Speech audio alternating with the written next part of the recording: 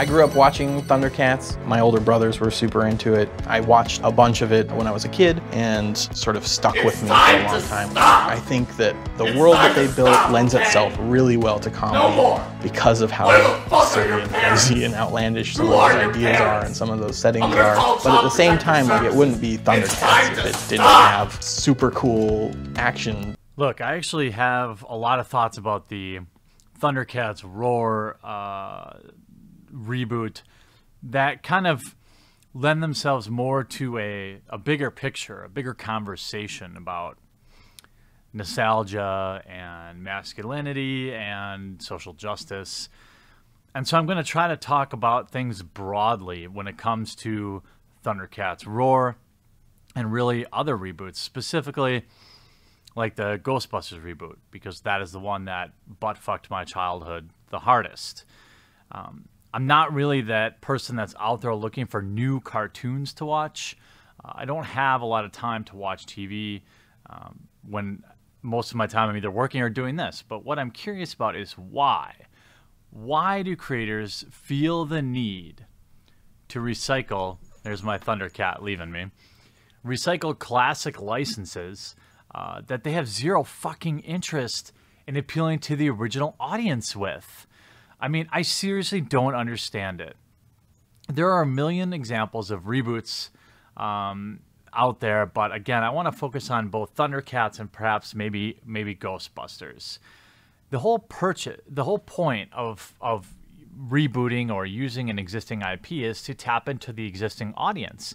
So when you reboot something like this and then completely not only actively try to not appeal to the audience, but attack it, as we've seen with some media pieces, you have to wonder.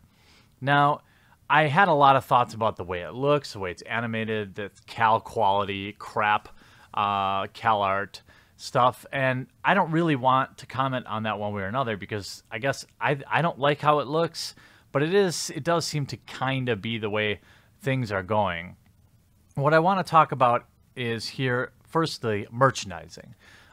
It's the big way these television shows survive these days. And from what I've gathered, the biggest hit to the 2011 reboot of Thundercats was poor merchandising sales.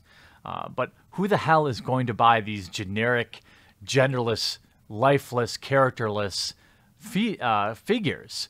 Certainly not the original audience from 30 years ago, the ones that have the money to buy high-end collectibles and things like that. And for new kids, they're just another generic action figure. The thing about the 2011 reboot was it also shared a time slot with My Little Pony, and from what I gathered too, some people suspect that it was just an expensive program to make, and it was replaced by a lower budget Lego knockoff Legends of Chima or Kaima. Why would you pay for the license of that original IP if you're not going to develop anything the original fans want? It's not like some 5-year-old is going to be flipping through the channels and see Thundercats and be like, whoa, Thundercats, I want to watch that. And it's not like that name, it's not like it had a great name that drove people to watch it. It was the content of the show. I mean, the content is the single biggest reason people enjoyed Thundercats. And it wasn't this goofball universe that's going to be a bunch of, dick and butt jokes all day. But, it's the single biggest reason reboots suck, in my opinion. There are plenty of reboots that have been successful in their own rights. I think the new Star Trek movies are pretty good. The Rocky reboot I thought was really good. Rambo 2. X-Files hasn't been bad. Twin Peaks. The list goes on. So it can be rebooted. It's a delicate balance between showing some respect to the old fans and putting a new spin on it. I think that's the reboots that really work, not the ones that just rip off the IP and then piss all over it, like Ghostbusters and now we see with Thundercats. The problem is when you use the IP as simply the bread in a shit sandwich, like they did, like I said, in Ghostbusters, a lot fewer people would have hated it. and had they respected the original in some way instead of being a total train wreck of terrible CG and queef jokes. I mean, I don't know if this is some sort of advertising. Maybe it's some genius level advertising where getting all sorts of people pissed off about something online is a great way to make money. But I don't think, I mean, it wouldn't be a technique that I would advise any of my clients. So I want to make some not so bold predictions about Thundercats, how the new Thundercats show is going to go. There's going to be a ton of pop culture references. There's going to be sexual innuendo. There's going to be butt jokes and burping and stupid shit like twerking, disrespecting parents, figures of authority. The cats themselves will rarely fight evil. There will be no real stakes. It'll be some basically lame sitcom, some where characters just sit around getting into wacky situations, kind of like what happened to The Simpsons, in my opinion, over the years. Now, I don't think they cucked to like SJW stuff, but I really lost interest, not because The Simpsons got unfunny, it was because they started to just get lazy with the writing and do these boring, you know, wacky things. Like Homer stopped going to work, he stopped going to Moe's, and it just got boring. It was the same played out thing over and over and over again. And of course, that's, you know, in my opinion, one of the biggest issues with modern cartoons. There are no stakes.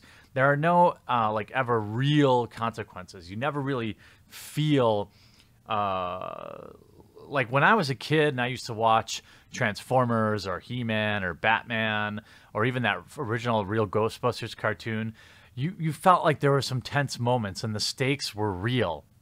Now, you know, I don't know how kids learn stakes and things like bravery if you don't ever have to be brave. If there's no consequences, you don't need to make the hard decisions in these shows because they don't ever have to make any.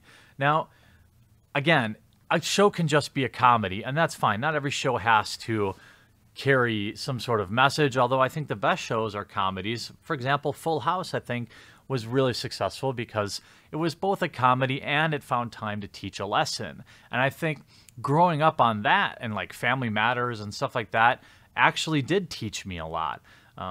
When you listen to the guy in charge of this project and you hear how he's basically he's just using the world. Like the Thundercats world is full of, it's going to be comedy and action.